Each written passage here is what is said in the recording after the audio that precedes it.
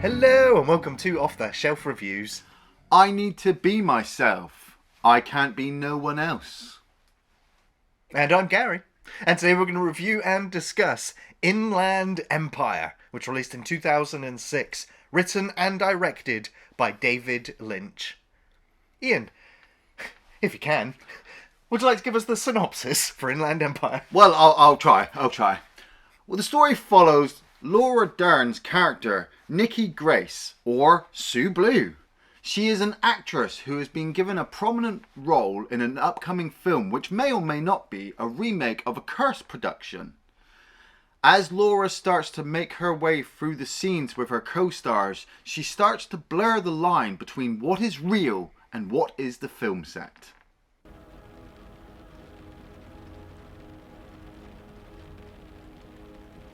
I do not think it will be much longer now.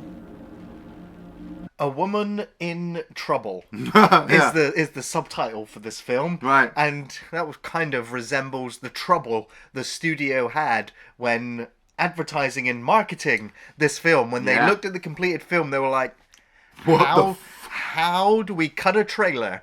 How do we promote David Lynch's 10th movie? Well, we struggle. And apparently the tagline came from either David Lynch rambling about certain aspects of the film, Right. and the film studio only deriving this one thing from watching the film. Yeah, There was I'll a go with woman or several women that were in trouble. Yeah. So, yeah, they really did not know how to market this film. But the actual genesis of this film, came about when David Lynch realized that he could make a movie without studio interference, when he realized that he could buy a bunch of these cheap digital cameras Yeah. and make a film with himself. He was like, I'm doing it. Yeah. He called up Laura Dern and he was just like, hey, what are you up to? Do you want to come over and experiment? And this film was shot over the course of several years with no complete script. That's why. No complete script Yeah. in mind. But it was completely thought out in the terms of that David Lynch wrote lots of scenes, Yeah. and then eventually found a way to piece them all together to make one coherent movie Yeah. experience. And I say experience. Experience, yeah. That's exactly the word I'm using to describe this film. It's an experience. I've never seen Inland Empire in my time. Thank you, whoever asked us to review this film. I like David Lynch, but whenever somebody says like, "Oh, it's by David Lynch," I'm like, okay, I'll come back. Because I remember the first time I watched Eraserhead, everybody raved about Eraserhead and about how great it was, and I sat down and I watched it, and I was like, what the fuck? I'd seen shit that was banned that was better than that shit. I've watched TV adverts that were better than Eraserhead, but as you grow up, you gain more experiences, you look back on it and you go, well, maybe it's a wonder of cinema, blah, blah, blah. David Lynch going at it. I liked Twin Peaks for the 3 or 4 episodes I watched of it back in 91, was it? And then went, you know what, Lynch, I'm done, okay? I'm going to go over here.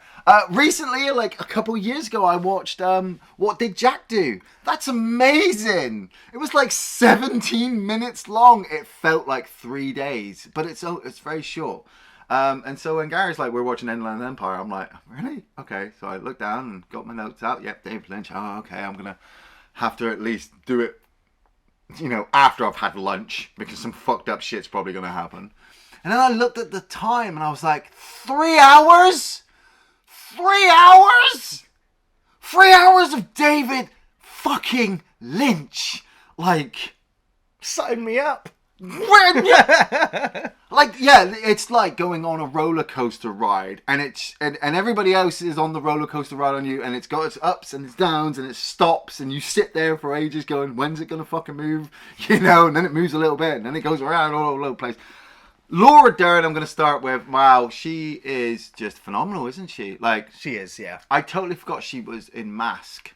The the film about the boy with disfigurement. Yeah. She played the blind girl in that. She was absolutely amazing in that. And obviously she's already up to this point, before 2006, had done 2 previous Lynch films. That's right. So she was already a well-experienced Lyncher at this point. She was, as soon as he said, "Do you want to come over and experiment?" She was like, "Okay, I'm there." And they just sat around with the camera and her doing stuff, and probably had a whale of a time for how long? 7 years? Were they Not filming? 7, but a couple of years. A couple of years of filming this. What are you doing on Sunday? Shall we film scene 52, act 4? Yeah, okay. Whatever the fuck that is.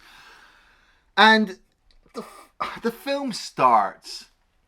You've got some people walking to a room with fuzzed up faces. Yeah. You know, it's very well done. It's like it's hiding their identity. Yeah. But we also find out that it's perhaps a shameful act that's being played out here. Oh yeah, no woman gets undressed like that unless she's being paid. Right.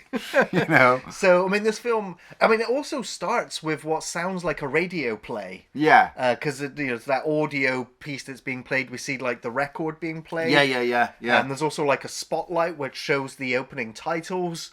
So it's definitely got this old-fashioned feel to it as well. Yeah.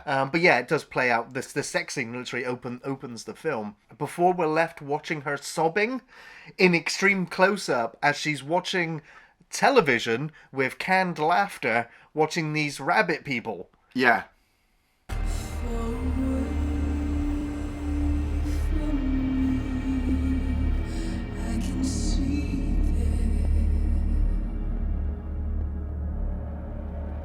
Like first 10 minutes in, as soon as I saw the rabbit people, I was like, I'm glad I set 3 hours aside and told my family to go away, because obviously the rabbit people mean something.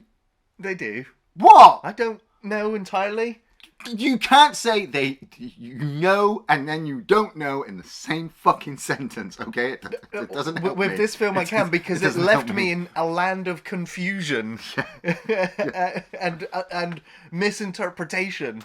So that because there are so many different ways to interpret a lot of the visuals and goings on in this film, it does leave lots of people with completely different understandings of what the film is saying to them. And Yeah. I literally think that it's what you bring to this film with your life experiences as to what you will pick up from this film's messages and themes. And you can also see that some people stole some of the ideas. Because while I was watching these rabbit sequences, all I could think of was Silent Hill. Right. And you remember in Max Payne 1 and 2 where Max would be watching the TV series and there was a weird TV series going on? You had no idea what the fuck was going on? Yeah. Just like that. You sure? Her sitting there watching that. I was like, man, this could be a Max Payne movie. And then we cut to some weird Russian, Polish gangsters talking in a room. Now, I will just say right now, the version of the movie I watched didn't have any of the subtitles in. And so a lot of the sequences where the people were talking in Polish, I have no idea what the fuck they're talking about. But it didn't seem to matter because I didn't know what the fuck else was going on either. So it all kind of went together. And then we cut, like, the rabbit's been in this house, and then the people were in the house, and then the rabbit's there again, I think. And then it flicks, and this weird lady is walking up to a house, and it's Laura Dern's house. She gets invited in. She's a new neighbor, and she's come here to talk to her neighbor because she wants to meet each other. And so you think it's going to start off as a really normal conversation, but this is a David Lynch movie. Nobody has anything normal in a David Lynch fucking movie. And so they sit there and she starts talking about time travel or evil children or how Nikki Sue is going to get the part that she really wants. And Nikki's like, I don't know what's going on. And I'm like, welcome to my world, bitch! The moment the actress turned up, I was like, it's Mrs. Palmer from Twin Peaks. Oh, right. Of course, recognize her most recently from The Quarry as well, where she plays the Mystic Witch tarot card reader lady. Oh, okay. So yeah, I'm just like, great, a typical Lynch bringing in actors that he likes to work with in previous movies. Yeah. But yeah, this sequence lasts a good couple of minutes. It's literally just back and forth shots. Yeah. Extreme close-ups. Extreme. And of course, the thing that put me off the most was just how ugly the house was. Now, I don't know where it's the the decor, like the color schemes or the patterns or the lighting or the cheap cameras that Lynch is using for these scenes. A combination. It definitely just all feels, and it's also like the composition of the framing of characters on screen. Right. It all feels very amateur. In terms of its presentation. But because this is like the most normal the entire film will be, it kind of adds to that reality. Like, this is real life. These sections are real life compared to the batshit craziness that's going to follow in the next 2 to 3 hours. Yeah, literally. This is still just the first 30 fucking minutes that we're in. We haven't really gone for... I made timestamps and took 4 pauses during the fucking movie.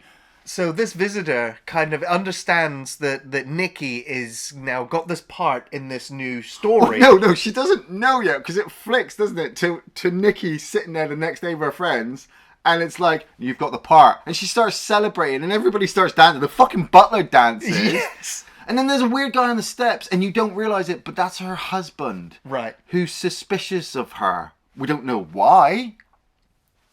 Well, I mean, his suspicions will be confirmed upon an hour or two later, where she will end up having an affair with the bad boy that gets cast as in the leading role opposite her. Yeah. And everyone is already, like, questioning her, like, oh, you're married, but you're acting in a married role with this person. Clearly something's going to happen. And she's like, no. But they do end up having an affair. Now, in the film that they're playing, the characters have an affair, and now the actors themselves are having an affair, and so it literally layers things on top of. But do they? That's my question, because Justin Theroux, who plays Devon, who plays Billy, he, when we initially first see him, like, everybody knows he's got a history. He will fuck every woman he comes into contact with, and he's been explicitly told, do not fuck this one, because her husband will make you disappear, or he does.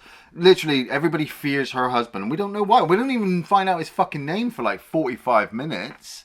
And he's like, oh, I'm not going to do anything. But you can tell that in the sequences that they are in, Laura Dern is, and I mean this in the most respectful way, but she is hamming it up of falling for him. Like, her character is infatuated with Billy / Devon, and he's like completely oblivious to it because he's trying to act in certain scenes. And you sat there like, is this her character falling for him? Is it her falling for him? Is this just Lynch making me question who is falling for who, where, when? Because when they get to the sex sequence, it's so awkward. They're like shoved in one bed, trying to have this sex sequence underneath the covers. I'm like, who does this? And she's like, they're going at it, and she, like, the sex sequence, like, is really well done, but at the same time well acted to the point that I know now how Laura Dern sounds during sex. I don't ever need to kind of imagine it, because she acted it for me.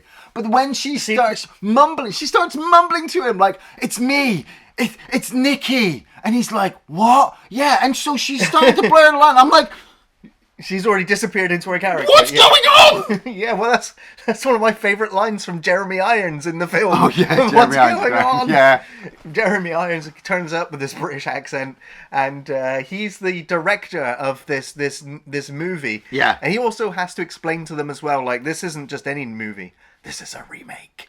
But nobody knows that it's a remake, because nobody wants you to know it's a remake, because the original production was cursed, and the 2 lead actors are dead. Yeah. But it's unconfirmed whether it was the 2 lead actors or the 2 lead characters, because the visitor, Mrs. Palmer, when she turned up, prophesized or warned that there would be a murder within the film, and Laura Dern's like, there's no murder or death in this film that I'm going to be in. Yeah. But does it the film that she's in, or is it real life that she's in, or is it the character that she's playing? Yeah, like, we need to watch more to find out. Like, I'd love to structure the whole review for you all, but I'm not. I'm gonna fucking spoil this shit, because it's easier to fucking explain than try to structure as much. If you want to watch Inland Empire, go fucking knock yourself out. Have 3 hours of a field day with yourself. But honestly, they have their sex sequence, and she's talking to him about going and buying groceries. Oh, it's not today, it's tomorrow, and I'm buying the groceries, and I find a door, and I step through the door, and the whole time Devon's just like, what? What are you going on about? The door, I found the door. And then it cuts to the next shot of Laura Dern walking down this alleyway, and she's got the shopping, and she looks up and she sees this door, and it says Acton or Action or something. I thought it said Act 1, because she steps through the door and she is in a scene that we've already seen. Now we had seen this scene. Stay with me, okay? We had seen the scene where they were practicing the shots that they were going to do, and Harry Dean Stanton, who's a fucking legend, and he was great in this as he always is, he says, hey, there's somebody there, and Billy goes off and he goes to find who's there. And we're now seeing it from Laura Dern's perspective halfway through the movie, where she's gone onto the set, seen everybody stood there, is really confused, just like the fucking rest of us, of what she's seeing.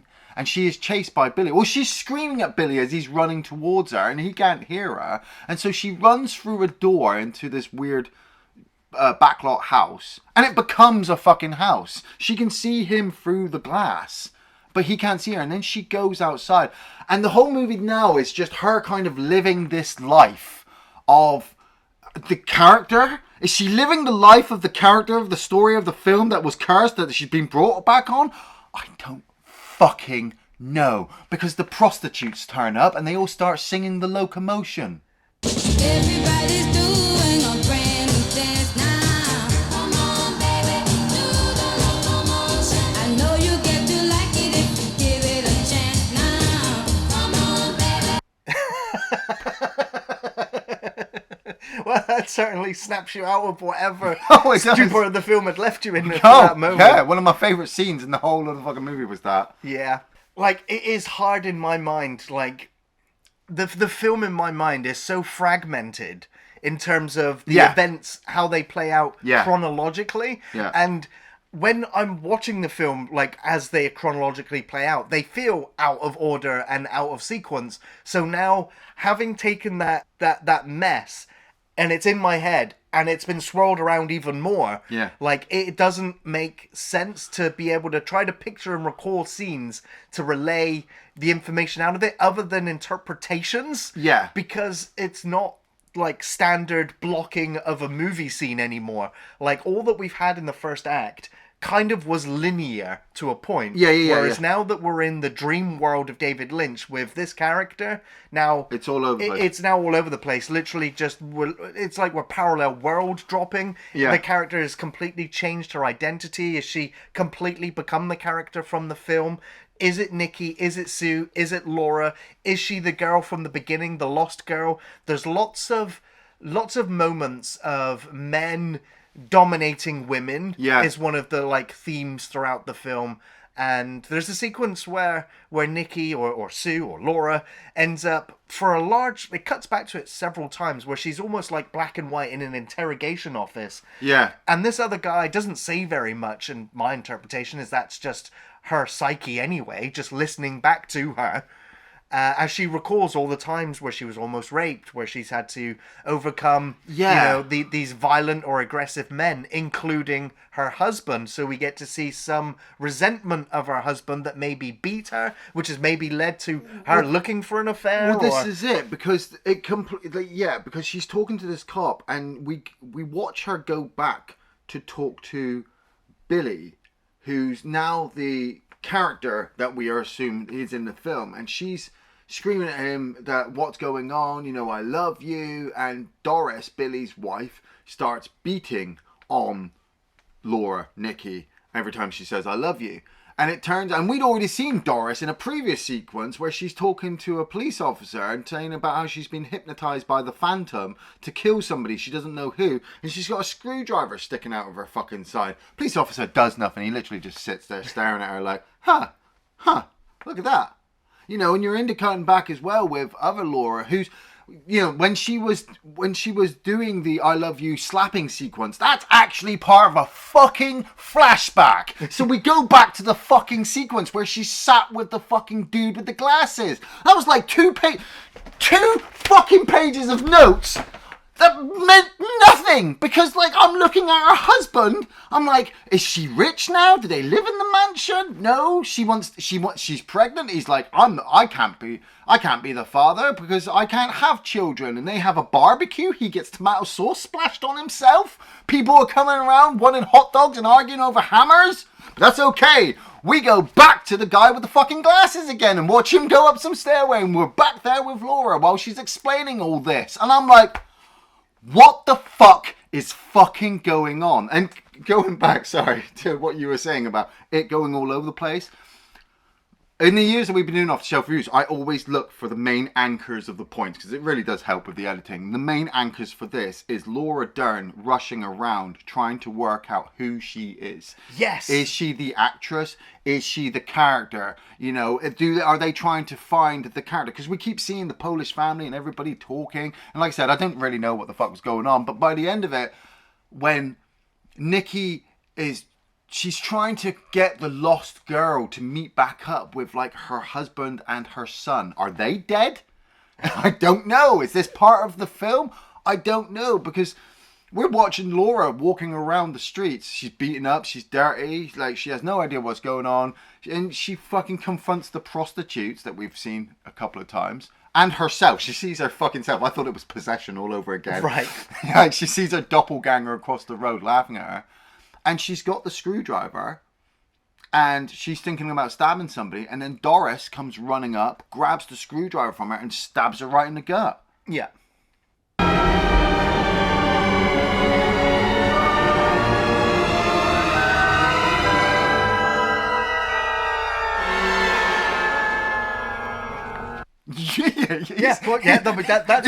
That's what happens visually. That's what happens. But what does it mean? What does it say? Well, I did she stab herself? Because I think in the context of the story, I think that the girl, Laura Dern's character in the film that she's playing, has an affair with Billy. Yeah, you know, and Billy kind of falls for her because he's not in love with his wife, and that upsets the wife, so then the wife has to go out and has to kill this new girl.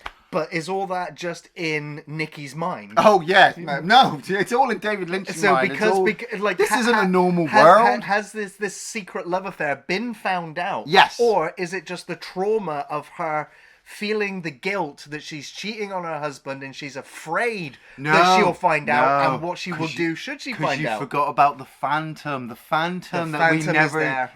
we never see or hear or ever know about. He hypnotized Doris to stab her with the rusty screwdriver, you know, and she even grabs the rusty screwdriver. But is the phantom later not then just the manifestation of Nikki to make it feel like there's an external thing that's out to get her, not her own doing? The phantom could be that guy with the light bulbs in his mouth who turns up and she shoots twice. Yeah. Yes, exactly. Yeah. It doesn't.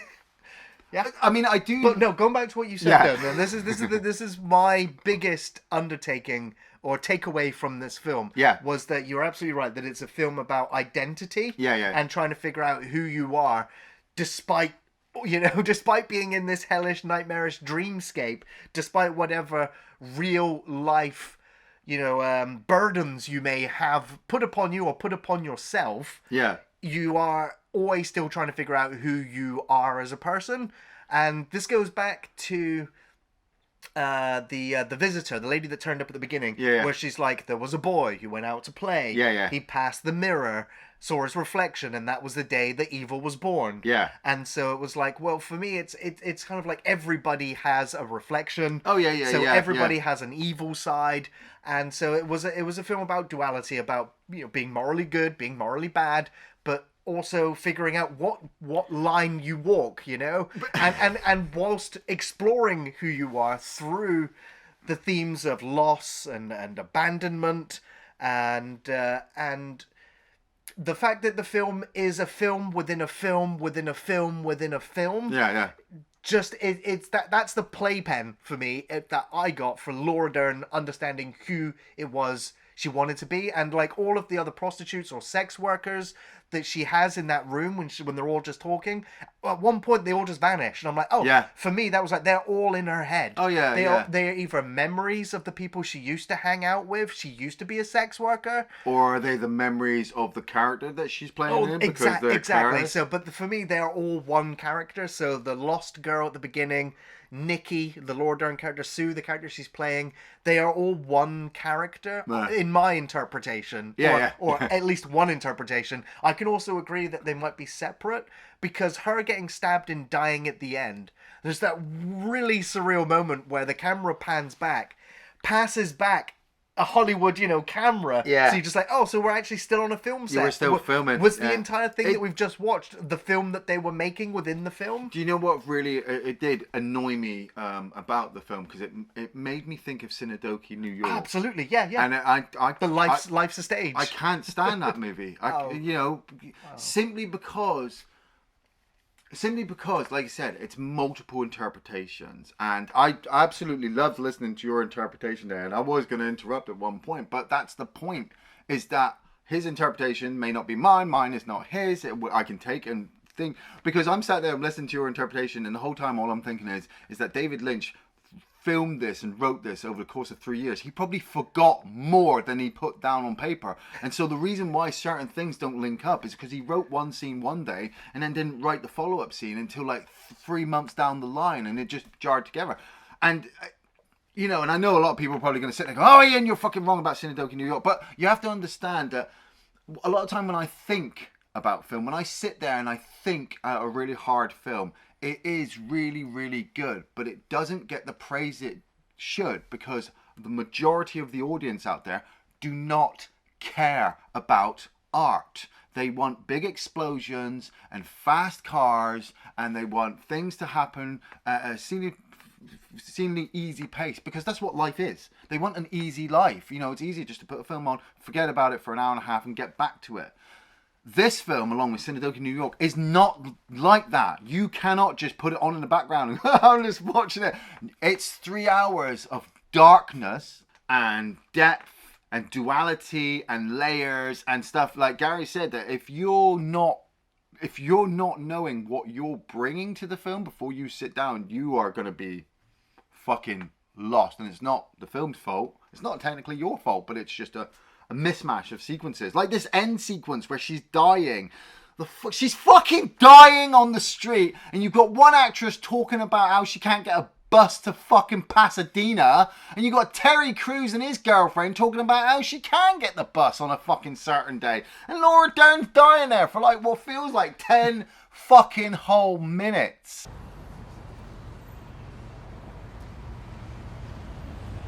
It's okay. We dying is all. And then, like I said, the camera pulls back. Jeremy Irons says cut, and everybody starts going about their business. And Laura gets up and she starts walking around. She's in like a catatonic state. Like people are really worried for her, and I'm worried. Like last hour, this was life, and now the camera's come. How does this actress kind of switch it off? It's like a commentary on method actors that lose themselves in their roles so hard that they cannot distinguish reality anymore. Nikki. You are wonderful.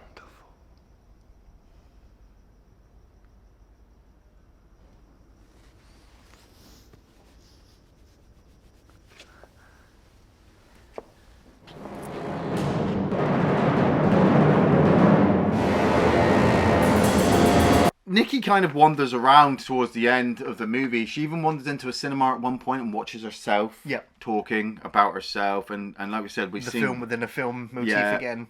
We've seen the glasses guy again, so she walks up the stairs to kind of talk to him again. And it's just, especially towards the end, it was just kind of a lot of really fucked up imagery.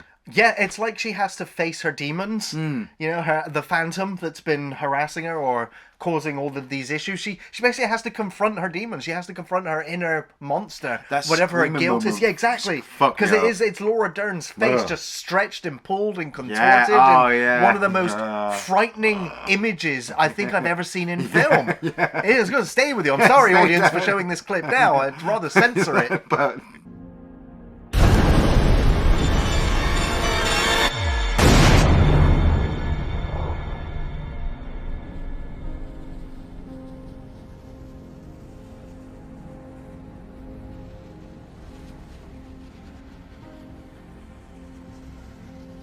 We can't. Yeah. Like, it's her But confronting. she does overcome this, and she ends up walking into the room of the lost girl who was still watching herself now. Yeah. As she comes in and she kisses, and then Laura Dern's Nikki or Sue character disappears. So it's like they've become one again. They've reconnected. They've healed that part of their soul. And then she wanders right back into her loving husband and family. Yeah. And it's like, so... And there was also the scene where we also saw the other sex workers running down the corridor. Yeah. It's almost like she's come to an epiphany or a realization, and she's saving other people from the same fate she put herself in. Yeah. Maybe. Or it's just the story of a film and this is the plot and we're just going with it, because once the Polish girl has met her husband and her son, and that was really quite nice. I was like, I feel like that, I don't know, a weird experience in films that you kind of feel like that's the end of that character's story. I was like, hey, I get that feeling now. Thank you, Lynch. And then we kind of cut back to Laura sat talking to the weird neighbor again. You know, and you realise that you were just right back at the start of the movie. Yeah. And Laura looks over and sees herself looking at herself. And then the one-legged lady that was brought up in the conversation earlier on in the movie turns up, and it all turns into a massive, huge dance number. Right. Like, party at Lynch's house. Yeah, man. Snort this shit, smoke here, fucking woo, Lynch, man. Yeah. Yeah. Now, apparently there was one day filming this film where David Lynch had to call somebody up and go, I'd like to get a warehouse and some ladies that don't mind taking off their tops. You know, it's going to go and film this sequence there. Can we make that happen? Yeah. Did. Wow. Right. Iain, what were your favourite or most memorable sequences? Man, weirdly enough, I did have some written down. I absolutely loved seeing Jeremy Irons and Harry Dean Stanton on screen together. I mean, you really don't realise how good Harry Dean Stanton is until you don't watch him for a long period. Sure. And then you see him on screen and you think, how is this guy acting? Like, he literally just sits there, pulls out a cigarette and just starts smoking. You know, that's how he acts. But you sit him next to Jeremy Irons, and Jeremy Irons is just phenomenal. It's like the two of them have been buddies for years. Freddie hustling people for money. I mean, it's such a great sequence between him, Laura Dern, and Justin Theroux. And it's the way that Laura Dern kind of gives him money, and then he kind of just signals to Justin like, hey, come on. Yeah. And so Justin gives some money. And then later on, they'll see him hustling more people with the same story. And he does the same thing to somebody else. Like, hey, you, come on, cash. I got to pay this landlord. It's fucking great. I don't know. For me, it was just a commentary on producers, on studio producers. Yeah. But I also felt like maybe at this point in his life, Harry Dean Stanton was strapped for a bit of cash, or was just kind of, just turned up on set one day. He just turned up, and he's just like, "Hey, David, can I just sit over there? Yeah, I need some money, David. Okay, I'm gonna put this camera in your face. Okay." And that was the day. Yeah. Okay, that was the day. The Bucky move the camera 2 feet sequence was fucking funny as fuck. Like, that's the thing. Like, we always say this about comedy as well, is that like some of the most weirdest abstract productions can have the most funniest sequences, and they don't even intend to be. And Jeremy Irons just constantly screaming at somebody who's off screen. It's the voice of David Lynch. I off thought screen. it was, you know, and he's got to move it up, move it down. No, I said move it up. No, up. No, I haven't moved it yet. Right, okay, well, just leave it then. Just leave it. I've moved it now. No. Okay, it was fucking phenomenal. I haven't even touched it yet. Well, then put it 2 foot from where it is. No, a foot down from where it is now, Bucky. I'm lost. What? Got it, boss. I absolutely did love a lot of the sequences with Laura Dern in. Like, even though I had no fucking clue what the fuck was happening as each sequence went on, I was really glad she was the lead. Yeah. Because it just felt like, look, if she's in it and she's confidently acting, then it's just me. I just need to kind of get behind this film. And so watching her just go from sequence to sequence, the slapping sequence, I loved that fucking conversation sequence in the bedroom where she's just staring at all the different prostitutes. Like, they might not have been prostitutes, they might have just been aspects of her mind, women dressed up. I don't know. These women were just over there. And they're all just talking about the guy who they were with, you know, and then they all danced, and then they all disappeared. But it all felt like part of Laura's psyche or her friends. The fucking locomotion sequence. Between you and me, I love the sequence a little bit before where she takes her top off and everyone's just commenting on her boobs. Yeah. She was just like, one of them was like, oh, I'm upset because he's dumped me and I don't feel like I'm, going to have another relationship like that. And the person was like, oh, I'll just go out tonight and get laid. She's like, well, with boobs like these. I love your boobs. Yeah. Who is she? Is she dead? I don't know. But that was a line from the movie and it just happened in a sequence. And I wrote it down like, this is just weirdness. Along with all of the rabbit sequences. Like, were those people in suits? Yeah. Those are amazing suits. Like, there was a moment at the end where she's looking at the TV and it was flashing. And they opened the door and you could see the flashing light through. And I was like, oh, they've stepped into Poltergeist world. That's weird. And, like, the last sequence I think was really good was the sequence where Laura Dern's talking to the guy with the glasses. And the camera's just really focused on her. And she's talking. And I questioned while I was watching the sequence. I was like, is she a really good actress that she's selling me the script writing from David Lynch? Or is Lynch just letting her just waffle on? And she's just talking nonsense, and it's me, the audience member, questioning if I like it or not. And then that just made me start to question all the different films that I've seen and all the different experiences that I've known. And I honestly just came to the conclusion that, it's all of those things mixed into one. It was really good acting from Dern, and really good writing from Lynch, and really good camera work. And once you put it all together, you get this phenomenal sequence. But as the audience member, I'm enjoying it. Not everybody will, but that's show business. Yeah, there are so many memorable and standout moments in the film, many of which are struggling and competing to be remembered the most. Yeah.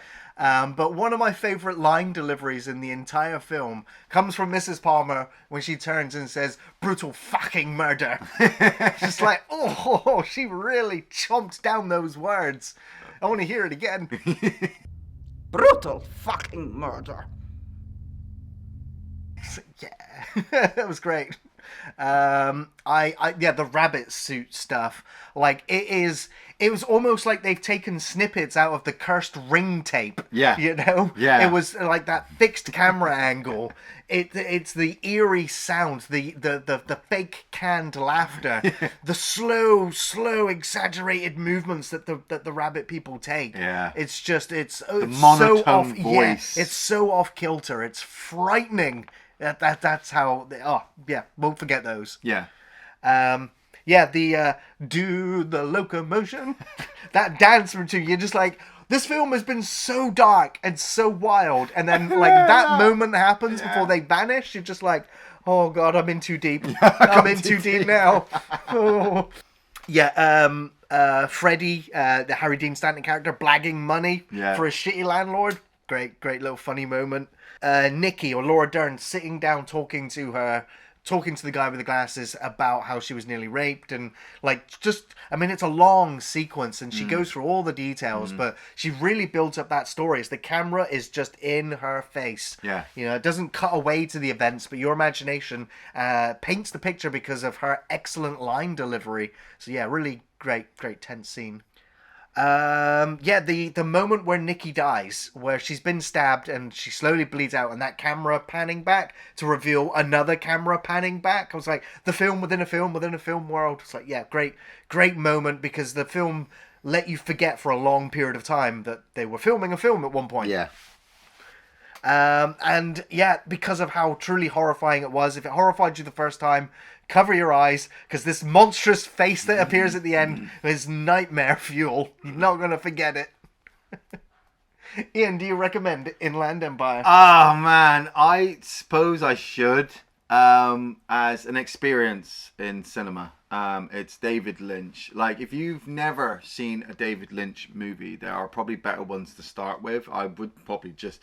Don't start with Inland Empire because it's 3 hours long. Start with Eraserhead. And if you were like, oh my god, that was really great filmmaking, camera work, story acting, blah, blah, blah, blah, all the necessities that make a movie, then go ahead and watch Inland Empire because it will blow Eraserhead out of the fucking water. There are so many films. I was watching this like 3-hour fucking movie. And Gary and I were discussing it before we started talking with the camera on, like, what do you compare it to? You know, what do you compare this to? And a lot of people would say it's got no comparison, but I would disagree that everything has a comparison. It just, you have to really, really look for the details. So how does this stand up against other 3-hour epics? You know, how does this movie stand up against other movies that literally make no other sense? How does this movie stand up against other movies within movies within movies? How does it stand up against David Lynch movies? And that's what I was doing, especially as this film was going on, especially towards the end. And I was saying to myself, you know what, like, in the long run, there are so many better movies, yes, and there are so many worst movies, but all of them, including this one, is an experience that you choose to take upon yourself, which will change you as a person to then make you realize the next film you go into, who are you? Where are you? And where is it going? And if you get that from Inland Empire, then good fucking luck! Well, I'm definitely going to be recommending Inland Empire.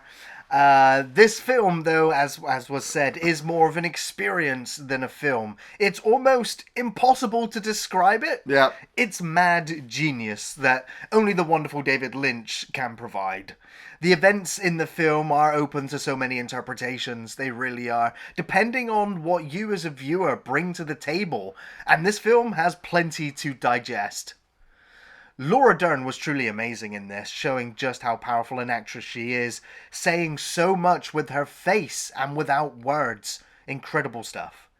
It's fair to say that this film is a jumbled mess, you know, an experiment, a narratively weak, confusing nightmare, but that is also its strength. The horror comes from the confusion, in the character's fragmented trauma. It's meaningful, it has purpose, and it lets the viewer's mind wander and explore this Lynchian hellscape. If you're a fan of David Lynch, this is a must-watch. This is Lynch without studio interference, without restrictions, and it's a glorious example of what Lynch can achieve within this art form. It's bewildering, fascinating, but I also think it's mastery at work. Thanks for watching Off the Shelf Reviews. Everybody